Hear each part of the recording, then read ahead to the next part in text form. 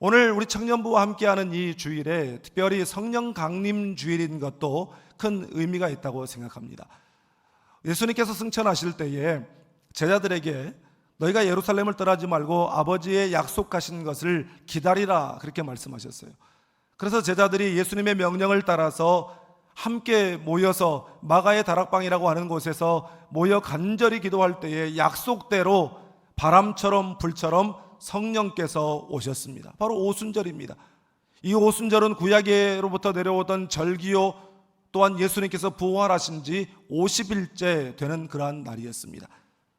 여러분, 성령은 시대를 초월하고 장소를 초월하고 세대를 초월하는 영이신 줄 믿습니다. 그렇지만 저는 성령은 청년의 영이라고 생각해요. 왜냐하면 사도행전 1장 8절에 오직 성령이 너희에게 임하시면 너희가 권능을 받고 그랬어요.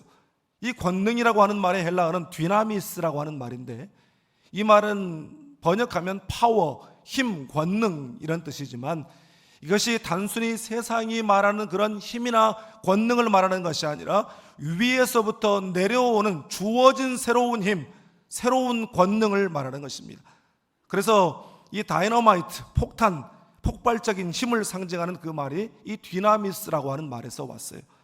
여러분, 이러한 성령의 역동성은 청년의 특징입니다. 오늘 본문 이 데살로니가 전서는 데살로니가 교회에 보낸 사도 바울의 서신서입니다.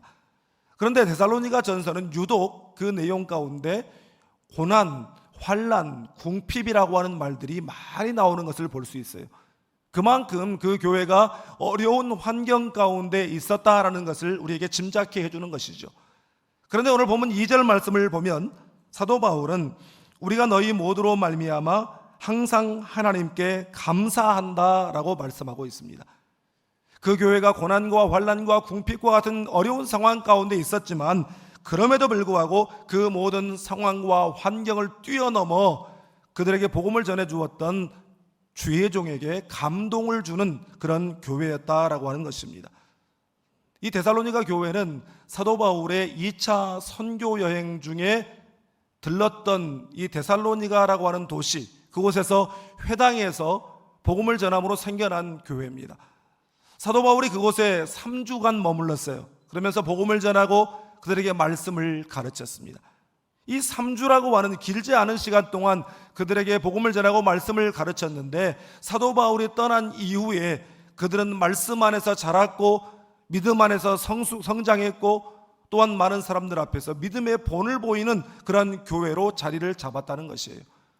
저는 이 데살로니가 교회의 그러한 모습을 이렇게 묵상하면서 죄송하지만 무슨 생각이 들었냐면, 우리가 신앙생활을 10년, 20년, 30년 아니 그 이상 신앙생활을 하고 또 교회에서 직분을 받아서 그렇게 살면서도 정말 여전히 변하지 않는 신앙의 인격, 자라지 않는 신앙의 인격, 아니 신앙생활을 그렇게 오래 했으면서도 자기 성질 하나 죽이지 못하는 사람들이 부지기수인데, 아니 어떻게 이 사람들은 예수 믿은 지 얼마 되지 않았는데도 그렇게 믿음 안에서 자라고 훌륭한 신앙 인격을 가지고 사람들에게 감동을 주는 교회가 되었는가 하는 그런 생각을 해보게 되었습니다. 오늘 말씀을 통해서 우리 모두가 자기만의 세계라고 하는 이 장막, 영적 침체의 장막을 걷어버리고 하나님과 세상을 감동시키는 신앙을 회복할 수 있기를 바랍니다. 또한 함께 예배하는 우리 청년들은 이 절망의 시대에 절망과 좌절의 장막을 걷어버리고 성령의 비전을 받아서 정말로 세상에 소망을 선포하는 믿음의 사람들로 살아가게 되기를 주님의 이름으로 축복합니다. 먼저 오늘 본문 3절 말씀을 함께 읽겠습니다. 너희의 믿음의 역사와 사랑의 수고와 우리 주 예수 그리스도에 대한 소망의 인내를 우리 하나님 아버지 앞에서 끊임없이 기억하미니 아멘. 데살로니가 교회 성도들은 신앙의 기본기가 무엇인지를 알고 있었어요.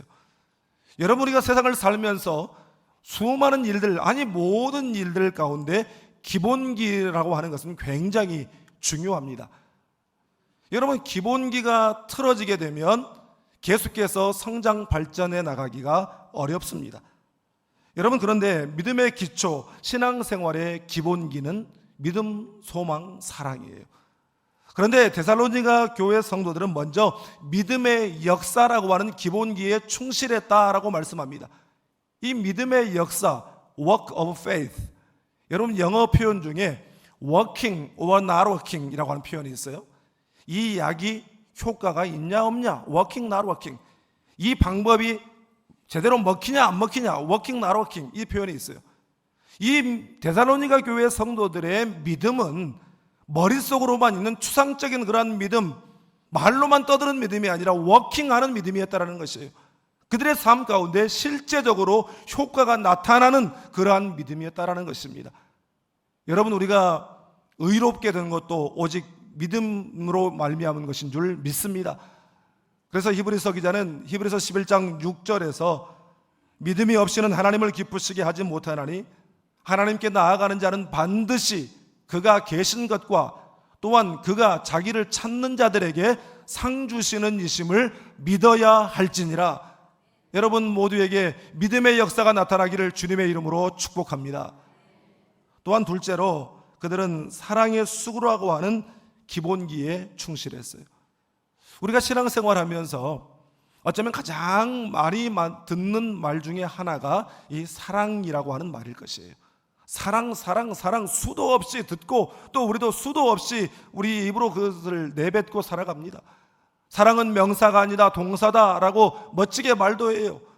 그렇지만 정작 사랑의 실천이 없다고 한다면 소리나는 구리와 울리는 꽹과리가 될 뿐인 것입니다. 여러분, 우리 교회가 이제 네이버 블레싱 사역을 위해서 오랫동안 기도해 왔어요. 우리 교회 사역 스타일이 요의 땅에서 사역을 시작하는 것이 아니라 사역을 선포하고 6개월이든 1년이든 기도한 후에 그 사역을 우리가 펼쳐갑니다. 이제 이 네이버 블레싱 사역을 구체적으로 시작할 때가 됐어요. 이 사역은 말 그대로 이 지역사회를, 이 도시를 사랑으로 섬기고 축복하자는 거거든요. 여러분, 하나님께서 예수 그리스도의 십자가를 통해서 하나님이 그렇게 말씀하시는 사랑이 진짜다라고 하는 것을 증명해 보이신 것처럼 우리 교회가 사랑하는 것이 지들끼리만 좋은 그런 사랑이 아니라 이 도시에 그 사랑의 유익이 흘러가고 사랑의 역사가 정말 풍성하게 나타나는 그 일을 위해서 우리가 사랑의 수고와 헌신과 희생과 또 아까워하지 않는 나눔과 섬김을 통해서 이제 그 사랑을 증명할 때가 된 것입니다. 또한 데살로니가 교회는 소망의 인내가 있었어요. 여러분, 소망이 있어야 인내할 수가 있죠. 오늘이 끝이 아니라 내일이 있다고 믿어야 인내할 수가 있는 것입니다. 이 세상이 끝이 아니라 우리에게 천국이 예비되어 있다는 것을 믿어야 고난과 환난과 궁핍을 견딜 수가 있는 것이에요. 여러분, 공동체에서 관계에 있어서도 마찬가지예요. 우리가 소망 없는 사람들이 아니라 예수 소망을 붙들고 살아가는 사람들이기 때문에 감정이나 자존심이나 또 자기 이해관계에 있어서 우리가 너무 예민하지 않게 반응할 수가 있는 것이에요. 우리가 소망이 있기 때문에 때로는 상대방이 실수를 하더라도 허허 하고 넘어갈 수가 있는 것이에요. 우리가 소망이 있는 사람들이기 때문에 울컥 올라와도 꿀컥 삼키게 되는 것입니다. 그래서 소망의 인내를 가진 사람들은 마치 수도사가 정말 인내하면서 고행의 길을 걸어가는 것처럼 온갖 인상을 쓰고 사는 사람이 아니라 마음과 표정과 태도와 삶의 여유가 있어요. 여러분, 이것이 소망의 인내를 가지고 살아가는 사람의 모습인 줄 믿습니다. 여러분, 이처럼 신앙의 기본기는 믿음, 소망, 사랑인데 그 기본기에도 기초가 있습니다. 그 기본기의 기초가 무엇이냐면 바로 성경입니다. 우리가 아무리 좋은 것을 실천하고 대단한 것을 우리가 한다고 할지라도 하나님의 말씀을 떠난 것이라고 한다면 그것들은 다 헛것이 되고 마는 것입니다. 여러분, 성경이라고 하는 것을 우리가 작정하고 각심하고 읽지 않으면 안 됩니다.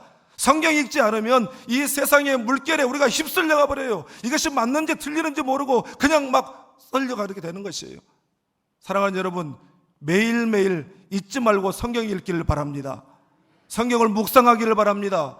그리고 성경 말씀을 붙들고 기도하고 말씀대로 살아내므로 예수를 삶 속에서 보여주는 크리스찬들로 살아가게 되기를 주님의 이름으로 축복합니다. 다음으로 본문 6절, 7절 두 절 말씀을 함께 읽겠습니다.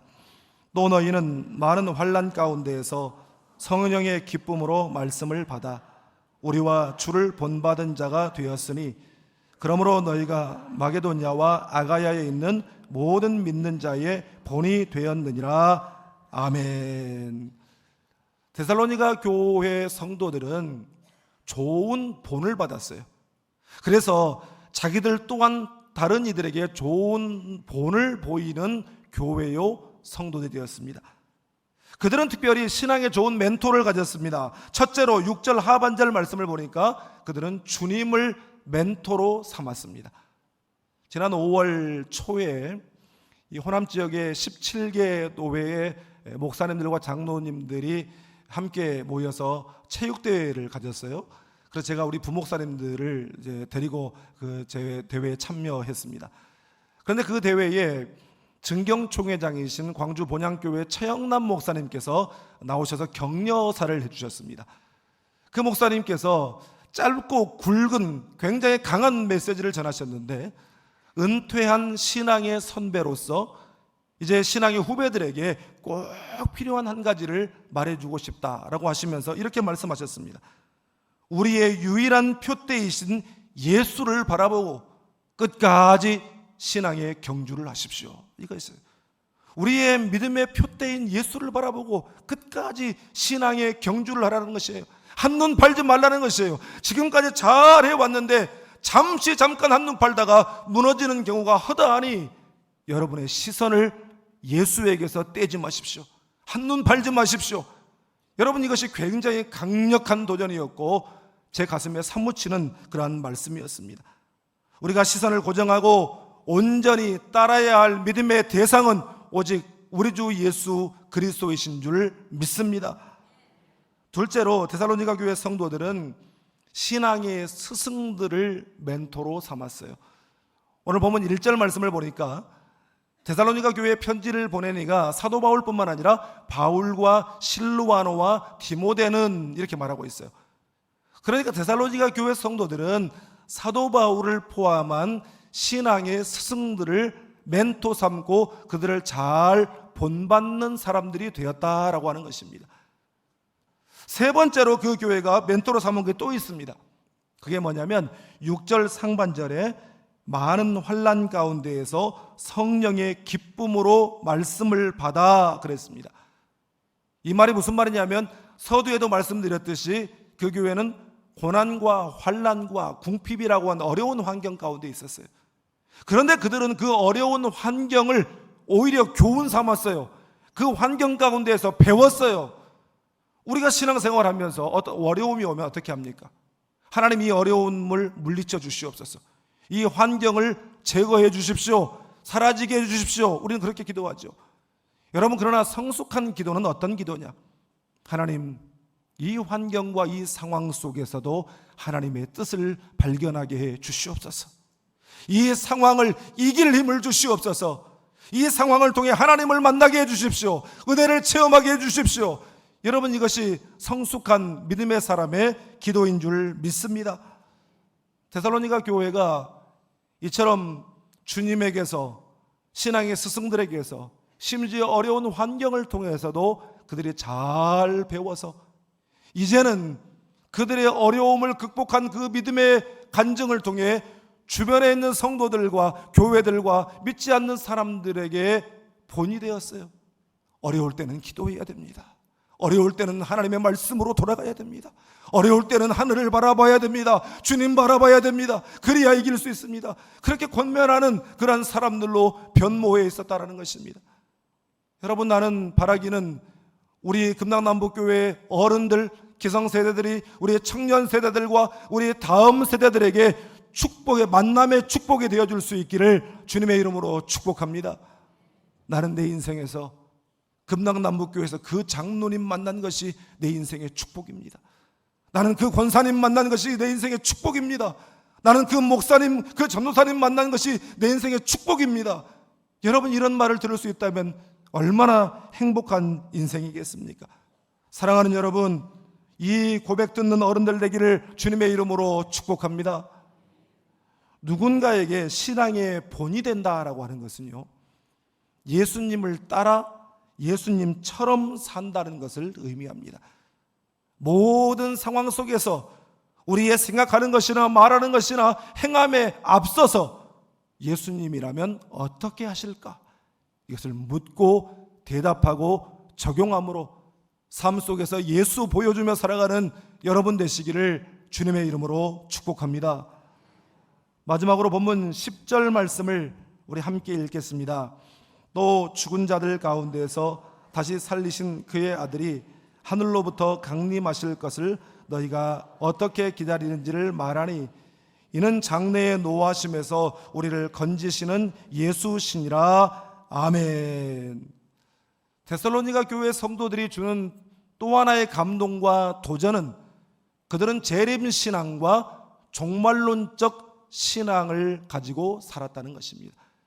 그들의 재림신앙과 종말신앙을 가지고 살았다라고 하는 것은 세상에 물들지 않고 혼탁한 세상 시류에 함께 휩쓸려 살지 않고 거룩함을 지킴으로 살았다라고 하는 그런 의미예요.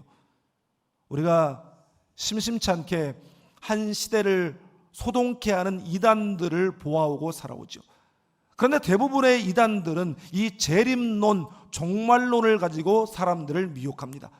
주님 오실 날이 얼마 남지 않았기 때문에, 이 세상에 종말이 얼마 남지 않았기 때문에 지금 아침에 우리가 출근하고 학교 가고 사업하고 할 틈이 없습니다. 다 모이셔서 재산 다 팔아가지고 갖다 바치고 공동체 생활을 하면서 준비해야 됩니다. 그렇게 사람들을 미혹해요.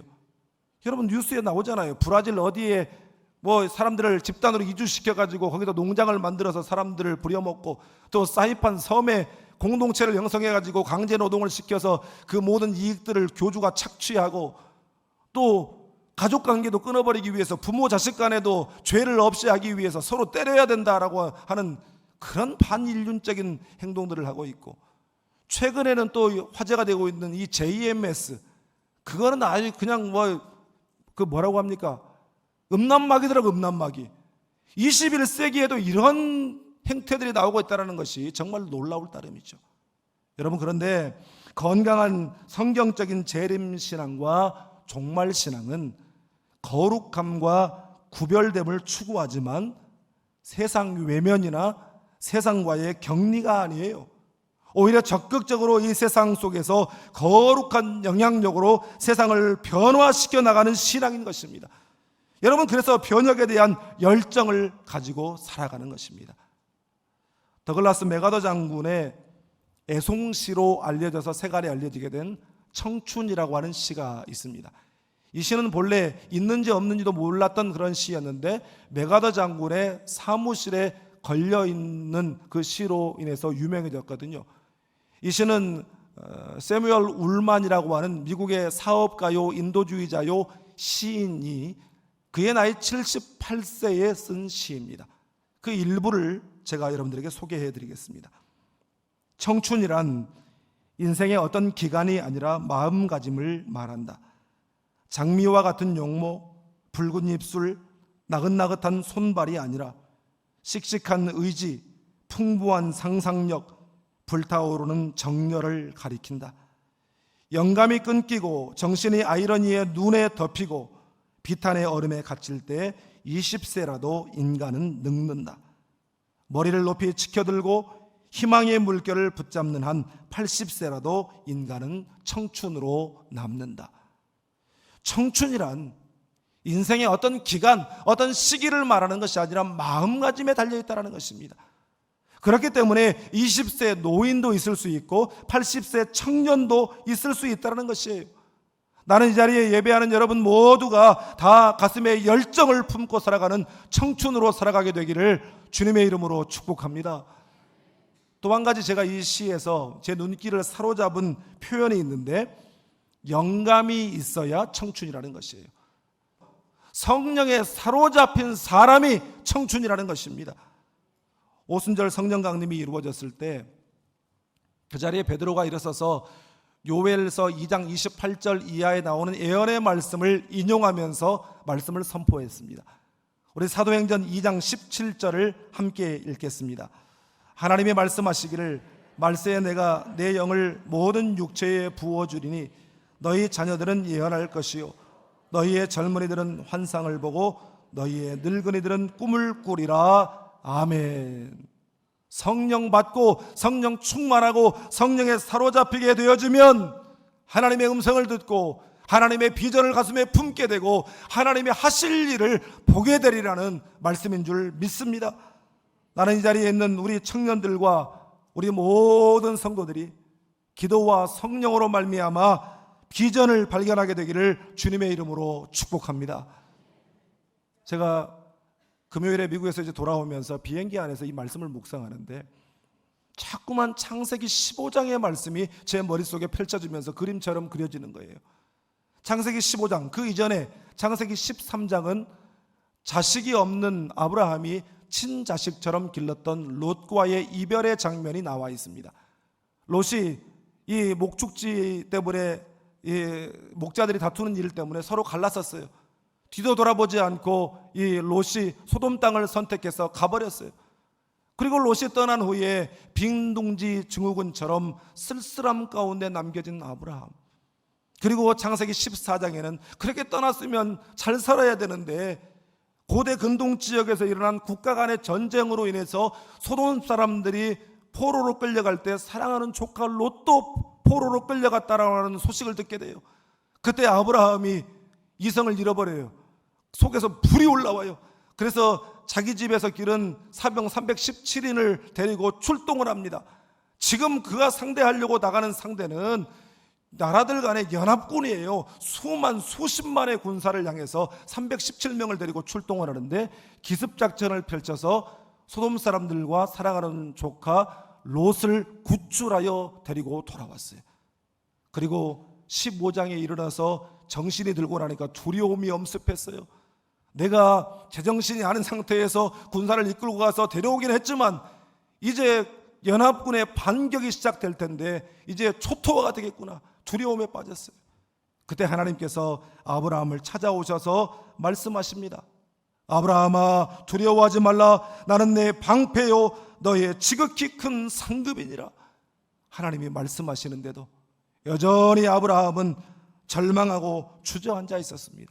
그때 하나님께서 또다시 아브라함에게 말씀하십니다.